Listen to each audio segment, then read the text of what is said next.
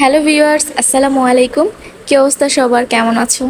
তো আমাকে যে দেখছো এখানে আমি পেঁয়াজ রসুন দেখাচ্ছি। তো আমি আজকে 3 রকমের ভর্তা বানাবো। তো সেটা হচ্ছে গিয়ে আমার শাশুড়ির জন্য। আমার শাশুড়ি অনেকদিন পর আমার বাসায় বেড়াতে আসছে। তো ভাবলাম তার জন্য আমি কিছু ভর্তা আইটেম বানাই, কারণ আমার শাশুড়ি ভর্তা খেতে অনেক পছন্দ করে।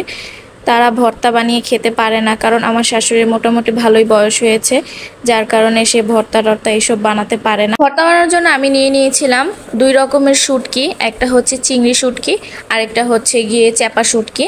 এই দুটা ভর্তা বানাবো। তো এখন আমি এখানে নিয়ে নিয়েছিলাম এই শুটকি, চ্যাপা শুটকি, যেটা ভালো করে এখন আমি এটা তেল দিয়ে ভাজবো।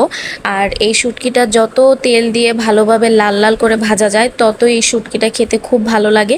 তো আমার এইটা ভাজা কমপ্লিট। এখন আমি নিয়ে নিয়েছি চিংড়িগুলো ভালো করে ধুয়ে। এখানে আমি সব কিছু ভেজে নিয়েছি। এখানে আছে হচ্ছে গিয়ে পেঁয়াজ রসুন আর মরিচ 2 রকমের, আর হচ্ছে গিয়ে চিংড়ি, ওদিকে আছে ধনে পাতা, আর এইদিকে আছে হচ্ছে গিয়ে ওই শুটকিটা। আর ধনে পাতা কিন্তু আমার খুবই ভালো লাগে। আর হ্যাঁ, আমি কিন্তু বাদাম ভর্তাও বানাবো। এই বাদামের ছোলকাগুলো ছিলতে হবে, আমি যা ভুলে গিয়েছিলাম, কিন্তু এটা ছিলার ধৈর্য আমার নাই। আমি এটা শুদ্ধ বেটে নিব। তো এইদিকে আমি সর্বপ্রথম বাদাম বেটে নিব, কারণ হচ্ছে গিয়ে পরে যদি আমি শুটকির পরে বাদাম বাটি তাহলে বাদাম থেকে শুটকির গন্ধ আসবে, আর এটা ভালো লাগবে না। তো গাইস, আমার অবস্থা খুবই খারাপ। আমি বাটাবাটি করার একদম কাঁচা।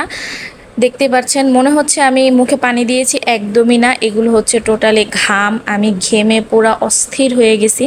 যাই হোক, এইটুকু করাই যায়, কোনো ব্যাপার না। তো এই যে গাইস, আমার ভর্তা বানানো কমপ্লিট। এইটা হচ্ছে চিংড়ি, ওইটা হচ্ছে শুটকি, আর এটা হচ্ছে গিয়ে বাদাম ভর্তা। এই 3টা ভর্তা বানাতে গিয়ে আমার অবস্থা খারাপ। অন্যদিকে তো আমার হাত জ্বলে ছারখার হয়ে গেছে। তো ভিডিওটা ভালো লাগলে অবশ্যই সবাই কমেন্ট করবেন আর জানাবেন ভর্তাগুলো কেমন হয়েছে। সবাই ভালো থাকবেন। আল্লাহ হাফেজ।